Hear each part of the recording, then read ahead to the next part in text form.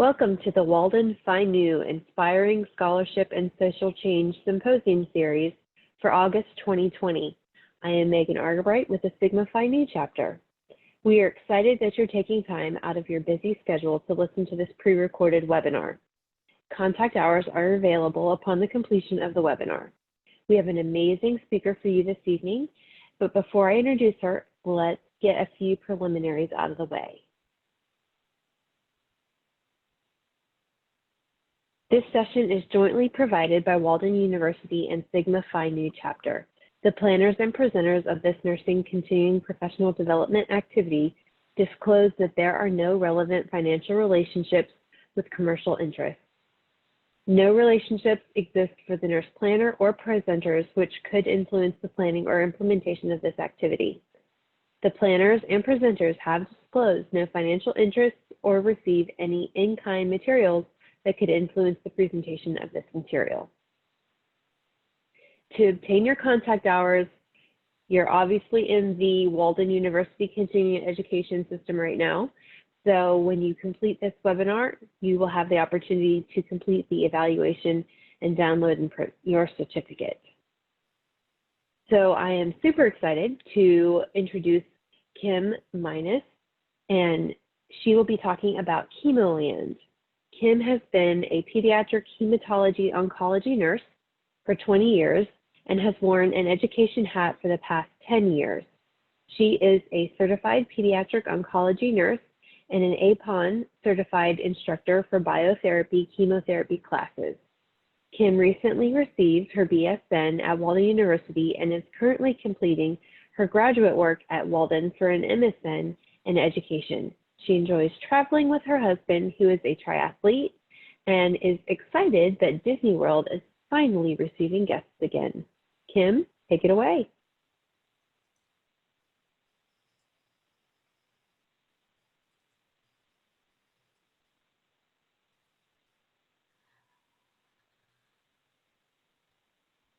Thank you so much, Megan. Hello, everybody. As Megan said, my name is Kimberly Minus, and I work at Baycare St. Joseph's Children's Hospital in sunny Tampa, Florida. I really want to thank you for this opportunity to share a project that is so very near and dear to my heart, Chemoland. Now, I did not tackle this project myself. I must acknowledge and thank the ladies of my Pediatric Hematology Oncology Professional Practice Council for their commitment to safety, their flexibility, their creativity, and most of all, their time. From inception to initiation, this project took about 2 years.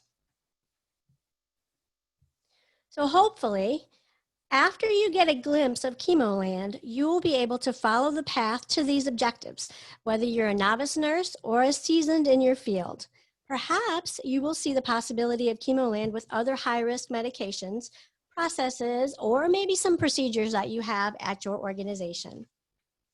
So why is chemotherapy safety important?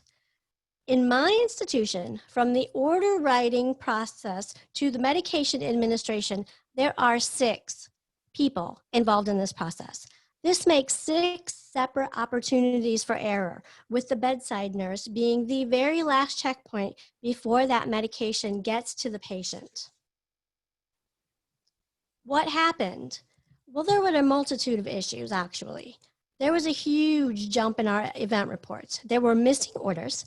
The height and weight on the admission did not match the height and weight that was taken when those orders were written, which caused the body surface area of the patient to be different than the body surface area that was used to write the chemotherapy orders. So what does that mean? That means that the patient did not receive the correct dose of medication. There were many missing labs. Not usually a problem unless the patient is on study. If the patient is on study, this means that that data was not collected at the right time and that the patient might have to be dropped from the research study, which will change their treatment plan immensely, and it could impact that patient's outcome. Why did this happen? Well, it was the perfect storm. We were changing from paper orders to physician order entry, And except for our chemotherapy, of course, which remained on paper. So some orders were in the computer and now some are on paper. This resulted in huge workflow issues. It extended the time to check paper orders with the patient roadmap, and then you had to check the orders that were in the computer to your paper orders to make sure that they were right. And then you also had to look for the rest of your admission orders that were supposed to go with those chemotherapy orders. Another problem was that 60% of our staff had less than 2 years of pediatric hematology oncology experience. So this resulted in many admitting nurses not recognizing when the admission orders were missing things, such as pre or post hydration orders for kidney toxic medications, or when the child's weight did not get checked against that order. And this resulted in chemotherapy being made and then having to be wasted, or that wrong dose was given to the child. And not to mention that at our outpatient clinic, there were 2 new nurse practitioners that were writing these orders. Now, you write orders from 200 to 300 page protocols, and they were not used to navigating all the steps and finding all of the qualifiers and criteria that needed to be in the orders for safe chemotherapy administration. So in front of you, this is an example of a less complicated roadmap for one of our leukemia protocols. This roadmap here is used to write orders and then is used to check orders for each of those 6 people that are in that process. So on the floor, the roadmap is presented to the bedside nurse or the admitting nurse in an envelope. And in that envelope will be this roadmap and the rest of their orders. It could be 2 pages, it could be 6 pages, it could even be 10 pages. But they will use that roadmap to check all of the written orders for accuracy, and then they're going to use this roadmap again to check orders that are in the computer. Next, when that child will meet parameters to actually start chemotherapy, this may mean their urine has to be a certain specific gravity, or maybe we have to make sure that they're able to urinate a certain mLs per kilogram per hour. Then 2 chemotherapy certified nurses are required to check all of the chemotherapy against that roadmap and against the computer, and they do this immediately before the chemotherapy is administered to the patients. So that point right there is the very last chance to correct any mistake before it's made. Now, as there are a number of factors that affect the actual start time, this step may take place at midnight or even 3 in the morning, but the child may have been admitted at 12. So this means that now at midnight or at 3 in the morning, there's no chemopharmacist to make a new chemo bag if you discover an error now. And there's no tools available to any people that are in the actual hospital to correct any mistakes at that point. So what were we going to do? We had to fix it. We had to do something. So our professional practice council did an investigation to determine what were the common causes, what was going on. And the investigation determined that, first and foremost, orders were not being completely read for accuracy. If I'm the admitting nurse and I'm on day shift and I know I'm only going to hang prehydration and maybe give 1 chemotherapy, and that's on page 1, I skip the rest of them and I don't read it. But then in the next shift, there might be an error on page 2 or 3 that now is not going to get corrected. Our chemotherapy is interrupted, and now we have a large problem. Pardon me. Another thing was, as mentioned earlier, labs were being missed. Lots and lots of labs not being drawn at the right time. And most importantly also, well, another big thing is rescue medications were now being given at wrong times, which is also a large problem. So if we review this chemo brain that's in front of us, the PPC actually trialed it several times. We had several versions of this chemo brain before what you see here. But you'll notice that it is divided out into days, day 1 through 4. If you would flip it over, you have 5 through 8 on the back. This chemo brain that you see actually is set so that the nurse, by filling this out, has to actually read through all of the orders and will easily find, do I have everything I need to be able to give my chemo safely? Let's say I start at hour 0 at noon on day 1, and I know on day 2 at hour 36 that I need to draw a lab, I can easily put it right there, and it goes quick snapshot, and on the next day, if I'm not back, that next nurse can easily find what time they have to do that lab. So it was great, actually. This gave us the exact time that we needed to do things. However, as great as this tool was, and as much as everyone loved it, it did not solve all of our problems. So the Professional Practice Council did some research and discovered that all 8 of us did things a little differently when we admitted a patient. We decided that we would take a page from the aviation industry and really work to standardize the process that we were trying to do and streamline the whole thing from beginning to end. Here you can see a brainstorming session. We used the Six Sigma process to guide our work, and our manager at the time was actually a black belt in Six Sigma. So she was really, she had a lot to guide and had a lot of great ideas on how we could get everything together. At that meeting there particularly, we used sticky notes, and we each wrote down each step in our process, and we put them in the order that we did them, from the time we got that envelope on admission until we were in the room administering the medication. And we were really shocked to discover that many of us had been nurses for a long time, but we did not do the steps in the same order. We didn't even have all the same steps. We had similar steps, but they just weren't all the same. So we discovered that we really had a big variance in our practice, and that was part of our problem.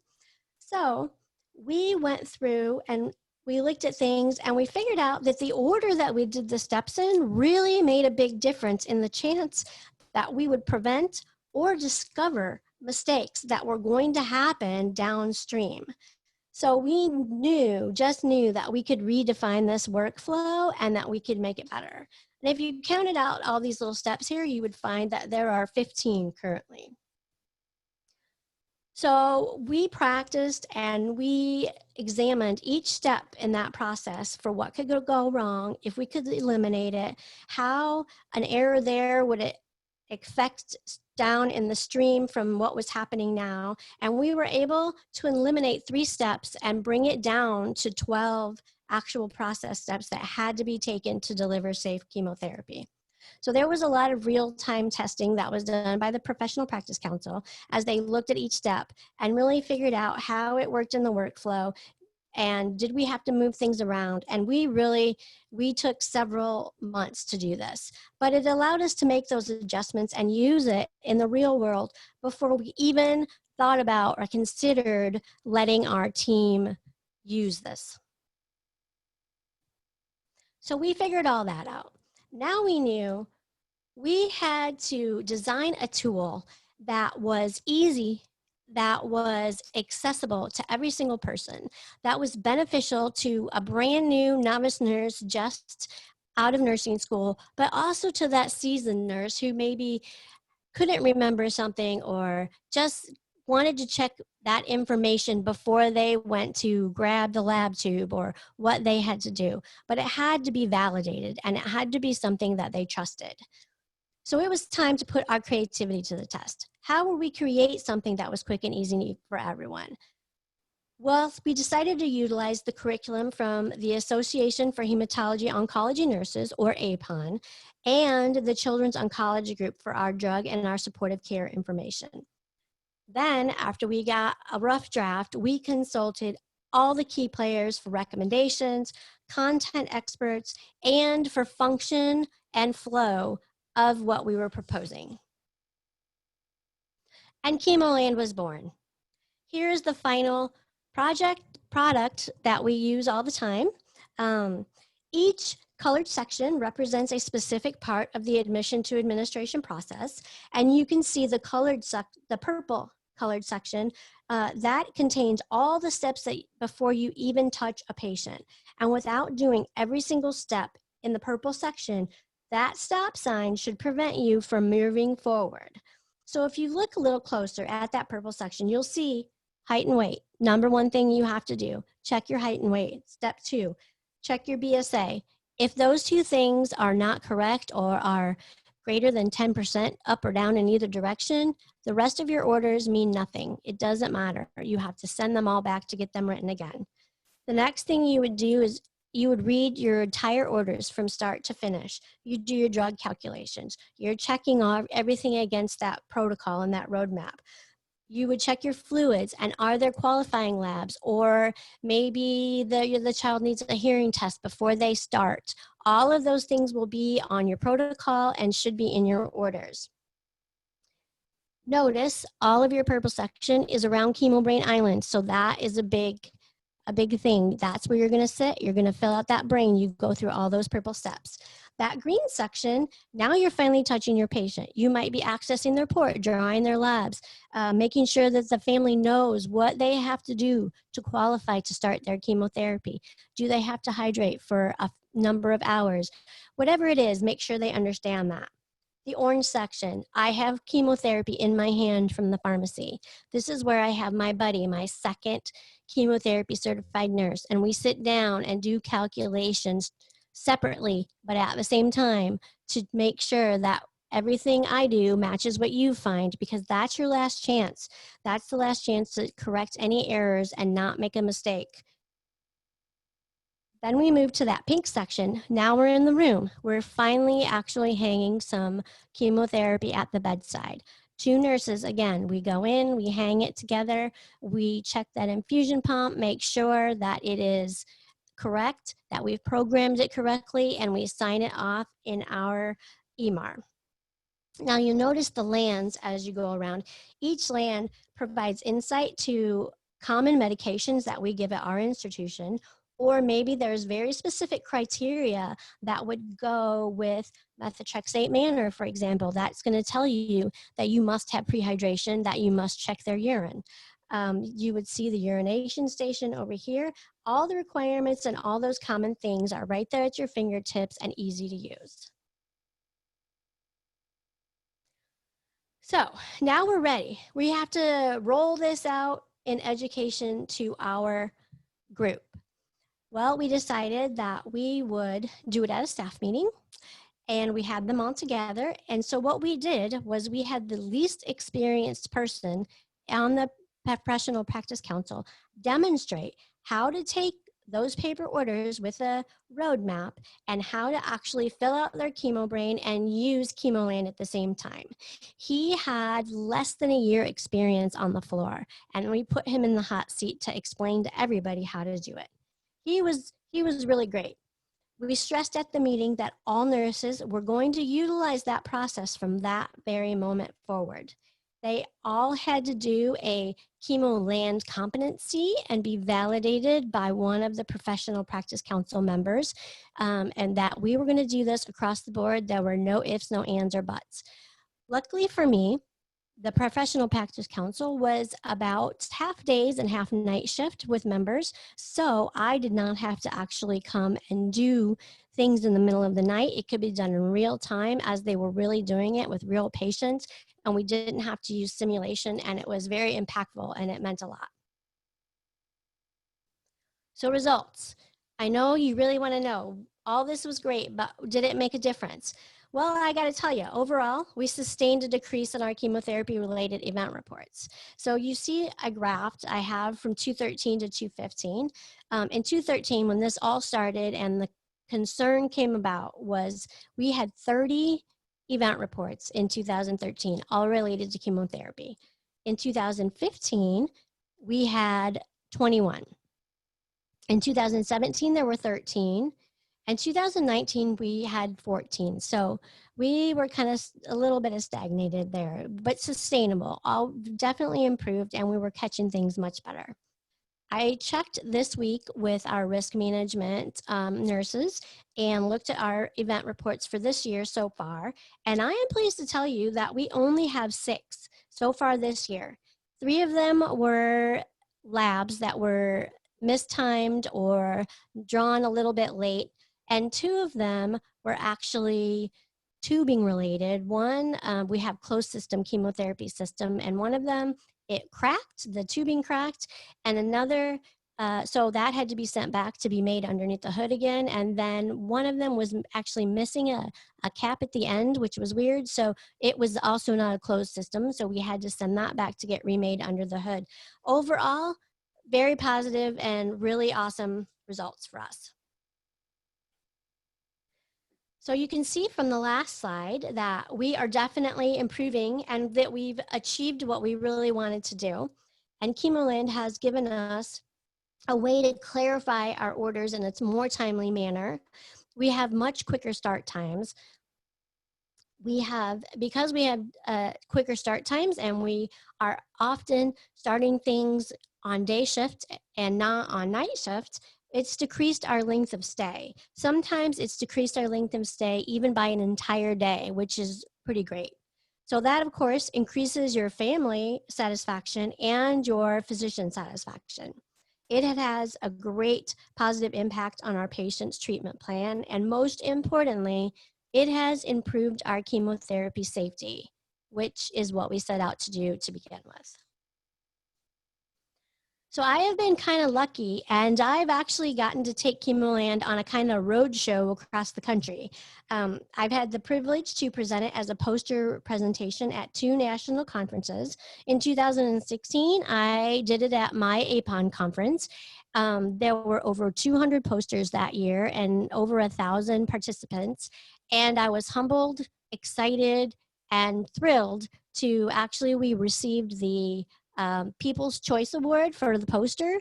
And that meant so much more than anything that I think could have happened at that conference. And then in 2017, we went to the Society of Pediatric Nurses conference. And later that same year, we had our Joint Commission survey. And the surveyor suggested that we submit Chemoland to the Joint Commission Best Practices Library to see if it could be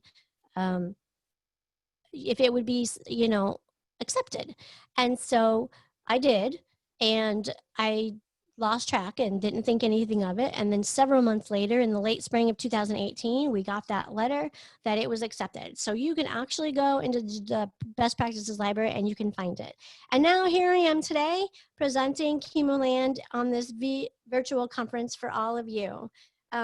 One other thing that is really great is I've had so many people that have seen it at conference to reach out to me, and they have actually adopted Chemoland to be their way in their practice now. They do tweak it just a little bit to change up some of the chemotherapy, the lands that are around it, and depending on what is their common drugs that they give. So this is concluding my presentation to you tonight. I hope that you maybe have learned a little something, or at least found it, a show entertaining. And I would be happy to answer any questions that you have right now. And if you don't have any, feel free to reach out if you do think of any. I'm happy to talk about Chemoland at any time to anyone.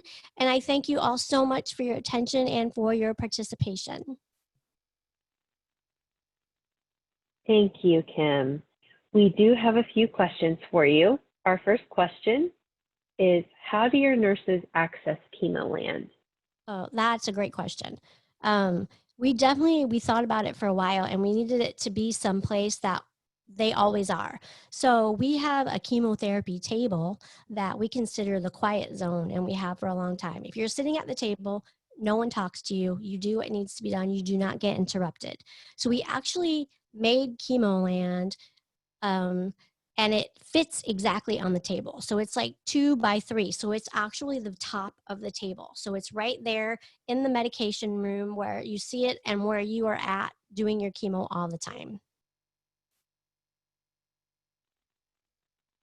That's awesome. Our next question, the admission process looks a little complex. How do your nurses find enough time to sit down and go through Chemoland, especially the purple section of Chemoland, without interruptions and making errors?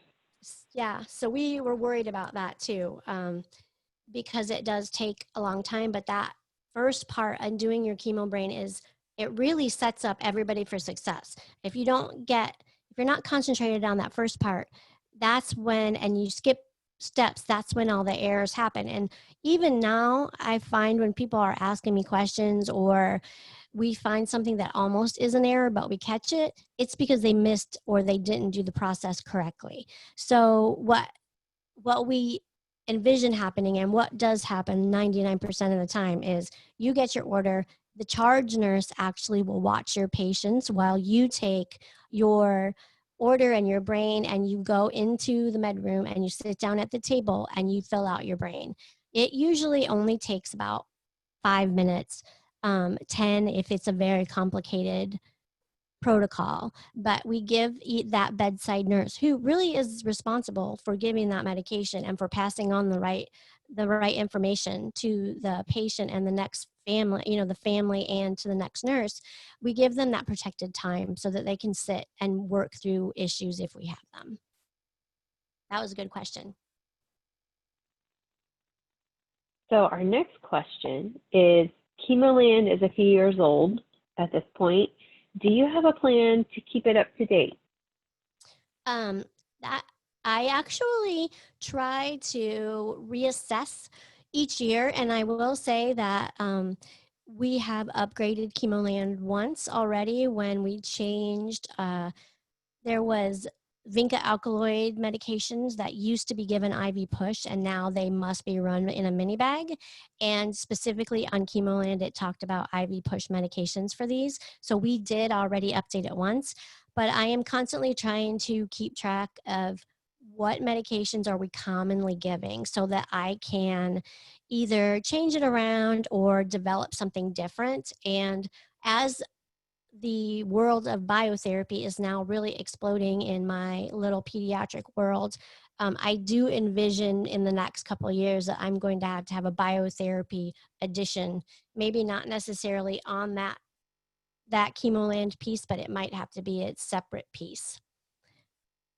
It's tough, but it's still current. That's wonderful. Thank you so much for the presentation. It was amazing, and I am actually going to recommend that we use this at my organization. It sounds pretty awesome. So we will wrap up for this evening, and we want to thank everyone again for joining and watching our archived version of this webinar. You want to get your continuing education credits, so don't forget to complete the evaluation.